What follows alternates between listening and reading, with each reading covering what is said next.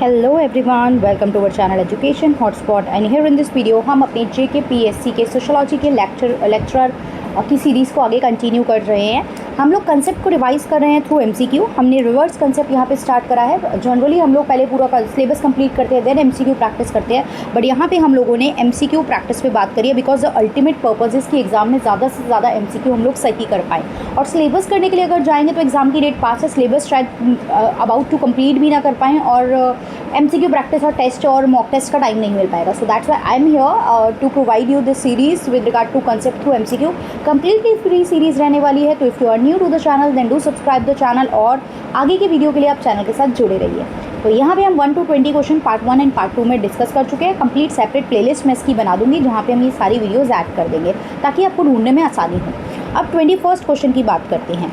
Karl Marx की theory primarily किस चीज़ पे फोकस करती थी? यह 4 ऑप्शन हमें दिए। देखिए, सब थिंकर्स ने बहुत सारे अलग अलग कंसेप्ट पे बात की है।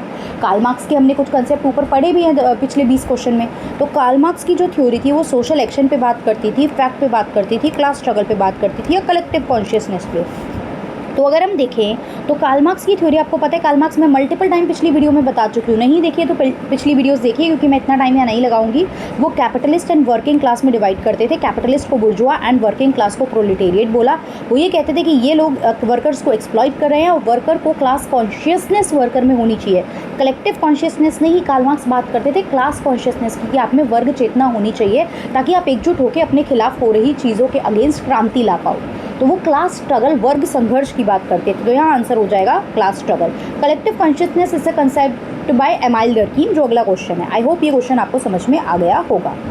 लेट्स लुक, आंसर भी देखिए यहाँ मेंशन है। अगला क्वेश्चन देखते हैं। Which thinker gave the concept of collective conscience? Collective conscience, collective consciousness, ये कंसेप्ट किसने दिया? तो दिस मैंने भी ऊपर ही बता दिया आपको। ये कंसेप्ट दिया था एमाइल डर्कीम ने, जिसमें कलेक्टिव मतलब ग्रुप, सब लोग कॉमनली क्या क्या मान्यताएं हैं, क्या बिलीव्स है, क्या नॉर्म्स आप लोग मान के चल रहे हो, तो वो कलेक्टिव कंसाइंस का कंसेप्ट होता है जो एमाइल डर्कीम ने अपनी किताब डिवीज़न ऑफ लेबर में दिया था। डिवीज़न ऑफ लेबर भी इनका कंसेप्ट है, इनका सिद्धांत है। Theory of society, division of labour, collective conscience, ये सब आप देख रहे हो। एनोमी की बात करते हैं तो ये सब एमाइल डर्कीम के कंसेप्ट यहाँ पे हमें देखने को मिलते हैं। तो ये इन्होंने अपनी डिवीज़न ऑफ लेबर नाम की इनकी किताब थी 1893 में, जिसमें इन्होंने ये बात की। ऑर्गेनिक मैकेनिकल सॉलिडारिटी का कंसेप्ट भी ये देते हैं। वो क्या होता है भी हम लोग देखेंगे।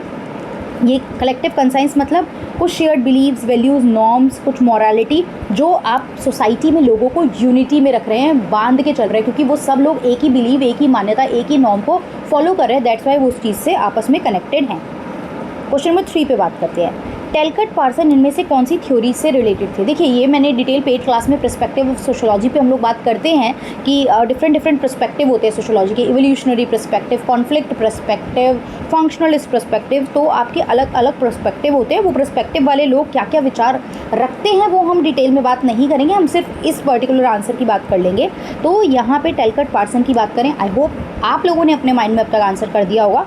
जिसको नहीं पता है वो ध्यान से देखेंगे। इसका आंसर है फंक्शनलिज्म, प्रकारवाद। तो ये जो फंक्शनलिज्म विचारधारा होती है समाजशास्त्र को, सोशोलॉजी को पढ़ने की, वो क्या कहती है? वो ये कहती है कि सोसाइटी में हर चीज़ें कुछ पार्ट से मिलके बनी हैं और हर पार्ट का अपना सेपरेट फंक्शन है। जैसे कि आप देखते हो ह्यूमन बॉडी है, ह्यूमन बॉडी में सारी चीज़ें अलग अलग फंक्शन कर रही हैं। वी हैव आइज़, ईयर्स, आपकी पेनक्रियाज हैं, हमारा इंटेस्टाइन है, हमारा लीवर है, हमारी किडनी है, सबका अपना सेपरेट फंक्शन है। अगर एक भी चीज़ फंक्शन करना बंद कर दे या ख़राब हो जाए, एक में भी कुछ गड़बड़ आ जाए, तो बॉडी की पूरी फंक्शनिंग में गड़बड़ हो जाती है। तो सबका कंबाइनली प्रॉपर फंक्शन करना इज़ वेरी इंपॉर्टेंट। तो इसी तरीके से सोसाइटी भी बहुत सारे पार्ट से मिलकर बनती है और सब प्रॉपर फंक्शन करें। अगर नहीं करेंगे तो सोसाइटी में इनइक्वालिटी, इम्बैलेंस जैसी चीज़ें हमें देखने को मिलेंगी। क्लियर? फंक्शनलिज्म हमने समझ भी लिया क्या होता है। पार्सन इस पर बात करते थे। Next, who wrote the book division of labour? अभी हमने बात की, आई थिंक इसमें तो किसी को डाउट ही नहीं होना चाहिए। डिवीज़न ऑफ लेबर का कंसेप्ट किसने दिया था? और अपनी डिवीज़न ऑफ लेबर में हमने देखा कलेक्टिव कंसाइंस की बात किसने की थी? एमाइल डर्कीम।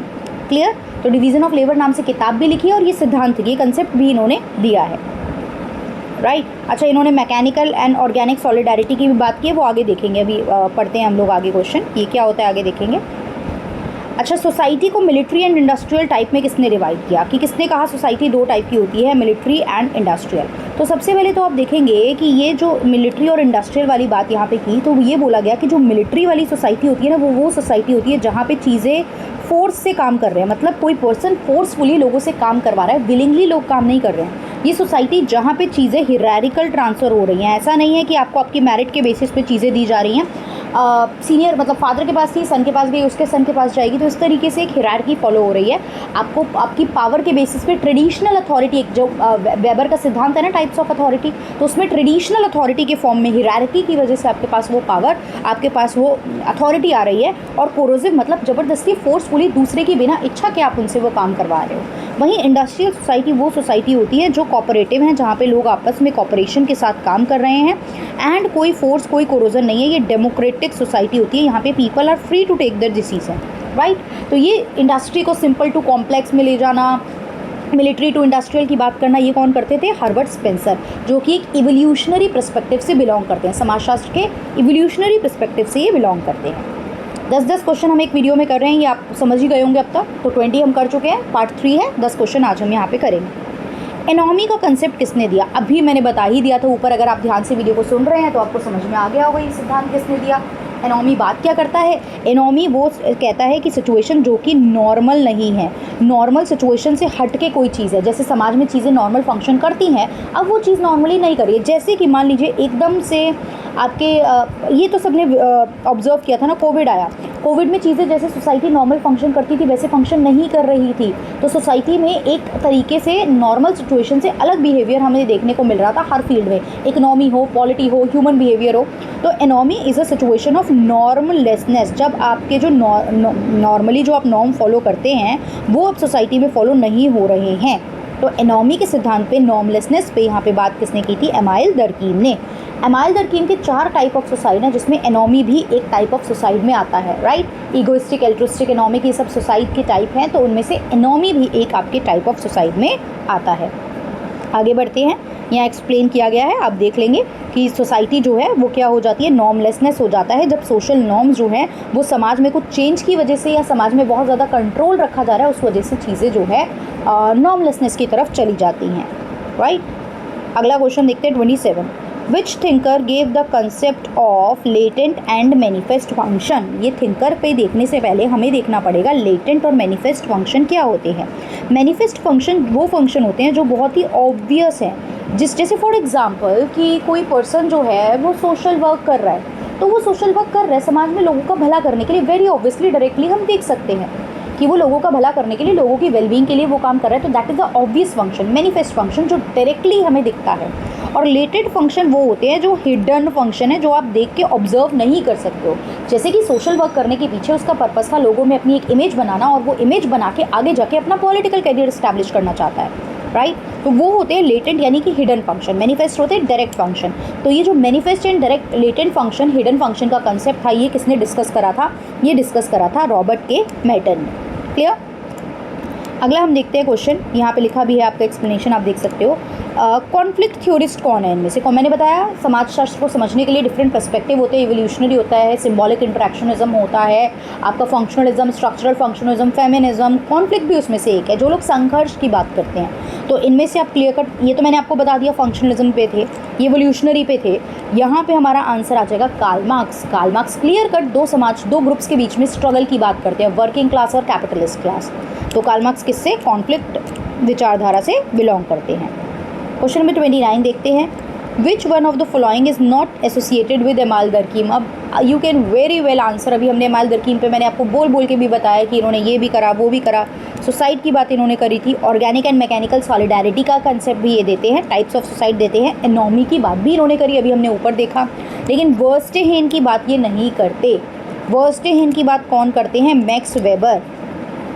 वर्स्टेहेन का शॉर्ट में मतलब समझ लीजिए होता क्या है। वर्स्टेहेन होता है चीज़ों को दूसरे के, मैंने शायद पिछली वीडियो में ही कराया भी है, चीज़ों को दूसरे के पर्सपेक्टिव से समझना। मतलब keeping your self in the shoes of other, मतलब कि जिस पर्सन ने कोई बिहेवियर किया तो आप उसकी जगह पे अपने आप को रख के देखिए, why that person do so, उस पर्सन ने ऐसा करा क्यों। हो सकता है आपके लिए चीज़ें गलत हो, बट जब उसकी जगह आप अपने आप को रख के देखोगे देन यू विल रियलाइज़ कि वाई दैट एक्शन हैपन। तो ये वर्स्टेहेन होता है दूसरे के पर्सपेक्टिव से, दूसरे के व्यू पॉइंट से चीज़ों को समझना, और वर्स्टेहेन का सिद्धांत जो है वो मैक्स वेबर ने दिया था। तो आज की क्लास के लास्ट क्वेश्चन पे बात कर लेते हैं हम लोग। Who develop the concept of value free sociology? Value free sociology का सिद्धांत किसने दिया से पहले आपको समझना है वैल्यू फ्री मतलब क्या होता है। तो वैल्यू फ्री मतलब होता है कि सोसाइटी में जो सोशोलॉजिस्ट स्टडी करेंगे अलग अलग टॉपिक की सोसाइटी की, आपको बिना किसी बायसनेस के करना पड़ेगा। आप अपने माइंड में पहले से कोई अगर स्टीरियोटाइप सेट कर रखा है, अपने आपके माइंड में पहले से ही किसी चीज़ को लेके कोई एक जजमेंट बनी हुई है और फिर आप चीज़ों की स्टडी कर रहे हो, या आपका फेवर है, आप किसी रिलीजन से बिलोंग करते हो, आप किसी कास्ट से बिलोंग करते हो, तो आप उसको फेवर कर रहे हो, उसकी चीज़ों को ज़्यादा समझ रहे हो, दूसरे को सही गलत समझ ही नहीं रहे हो, तो वो पर्सन एक सोशोलॉजिस्ट नहीं है। राइट, आपको सोशोलॉजी पढ़ने का, सोशोलॉजी को प्रैक्टिस करने का कोई फ़ायदा नहीं है अगर आप हर पर्सपेक्टिव से चीज़ों को एनालाइज नहीं कर रहे हो। राइट, आप ओनली ब्लैक एंड वाइट देख रहे हो तो काम नहीं चलेगा। There is something grey in between also ना, बीच में और भी चीज़ें होती हैं, नॉट सिर्फ ब्लैक एंड वाइट चीज़ें नहीं होती हैं। तो वैल्यू फ्री सोशोलॉजी मतलब अपने पर्सनल बायस को साइड में रख के, अपनी पर्सनल वैल्यूज़ बिलीव्स को साइड में रख के आप चीज़ों की साइंटिफिक रिसर्च के, साइंटिफिक स्टडी के बेसिस पे अपना कंक्लूजन दे रहे हो। तो वैल्यू फ्री सोशोलॉजी की बात करते हैं max weber. Clear? I hope आपको ये समझ में आ रहा है। अगर ये समझ में आ रही हैं चीज़ें, 30 क्वेश्चन तक हम डिस्कस कर चुके हैं, इसी तरीके से हम आगे भी कंटिन्यू करेंगे इन चीज़ों को।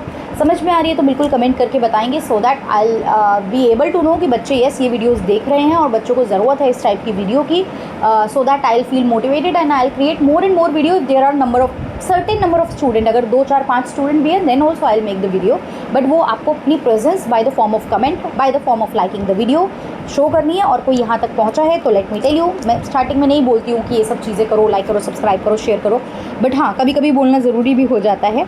तो देयर इज़ अ ऑप्शन जो अब यूट्यूब पे शो हो रहा है, दैट इज़ हाइप। हाइप में आप जो है आप क्रिएटर को कुछ पॉइंट्स दे सकते हो। तो if you are seeing the point, मतलब hype option in your screen while watching the video, then hype पे क्लिक कीजिए सो दैट आप एक पॉइंट वहाँ पे दे सके और वो पॉइंट कलेक्टिव करके यूट्यूब की अपनी एल्गोरिदम वर्क करती है। यूट्यूब देन ये वीडियो ज़्यादा से ज़्यादा ज़रूरतमंद लोगों को रिकमेंड करता है। Right, so this is the thing that you can do. Completely content free मिलेगा आपको, बस आपको इतनी सी चीज़ है जो आपको करनी है। So that is all for this video. Thank you everyone, see you in the next video.